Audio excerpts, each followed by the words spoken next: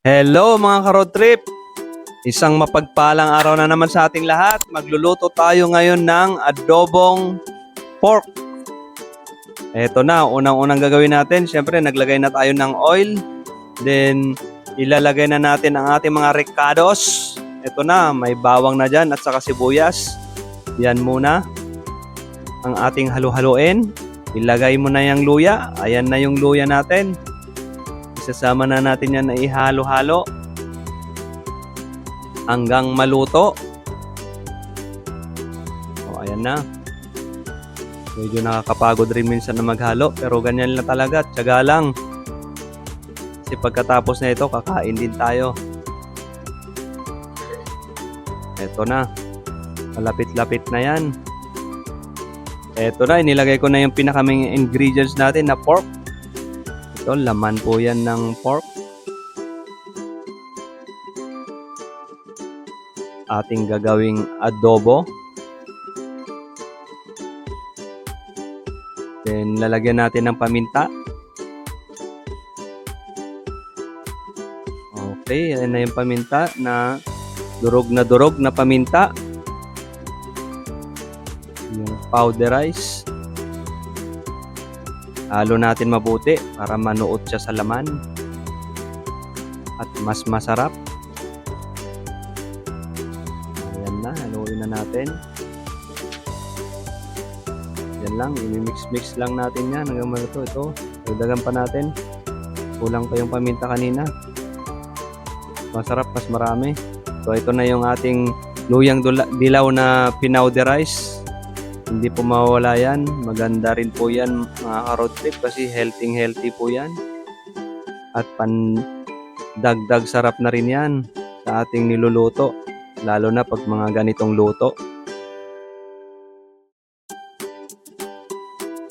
Okay. Ginigisa muna natin bago natin gawing adobo.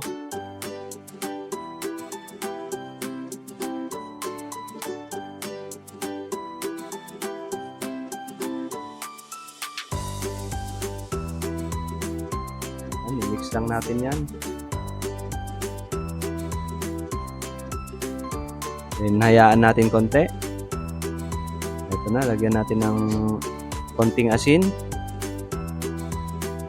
Yan, para matimplahan na.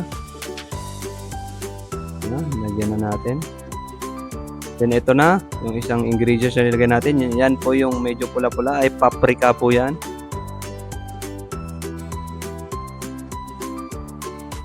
Additional rin na sarap yan mga ka-road trip. Kaya pag magluto kayo, i-testing nyo to. Lagyan nyo rin ng powders na luyang dilaw at saka paprika.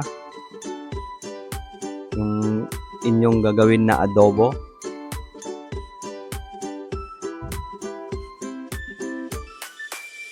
Ito, nilagyan ko po siya ng mushroom.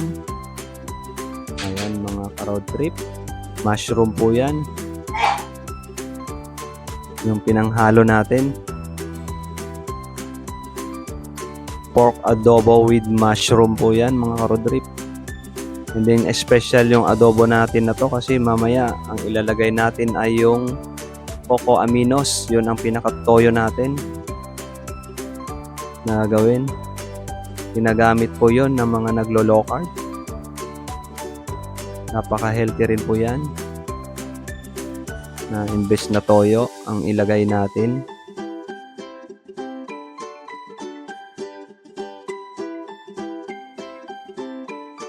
Ito na. Okay, ayan na po yung coco aminos. Hindi po siya ganun kaalat. Medyo manamis-namis siya konti. Yung mga nakatikim na dyan. Then, nilagay ko na yung ceiling green para magkaroon ng konting spicy ang ating adobo. Ayan, imimix na natin yan. Siya nga pala, sa mga sumuporta sa mga videos natin ng mga nakaraang araw, maraming salamat sa inyo. Pati sa mga live natin. Thank you sa inyong lahat. Lalong-lalo na sa ating mga kapwa vlogger dyan. at mga silent viewers. Maraming salamat sa suporta nyo. So ito na, malapit nang maluto ang ating pork adobo with mushroom. Ano, ito na. Adobong adobo na. Nanunuot na ang kanyang katas. Talaman. So ito. I-ready nyo na yung mga kanin nyo dyan, mga ka-road trip. At tayo'y kumain na. Eto, nilagyan ko ng siling labuyo para spicy na. Kanina medyo spicy lang nung siling green. Ngayon spicy na talaga yan. Kasi may siling labuyo.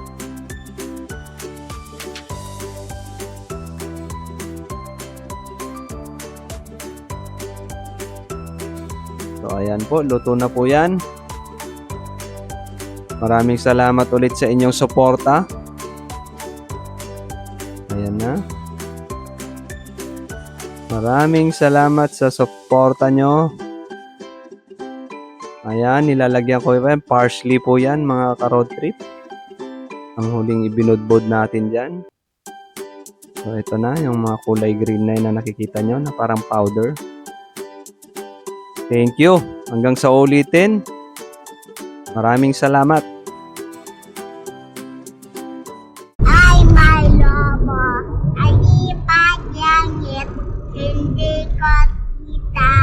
Putok na pala. Say nga pera mo. Ang pili lobo. Pakain sana. Pakain sana. Pili na lobo. Putok-putok na.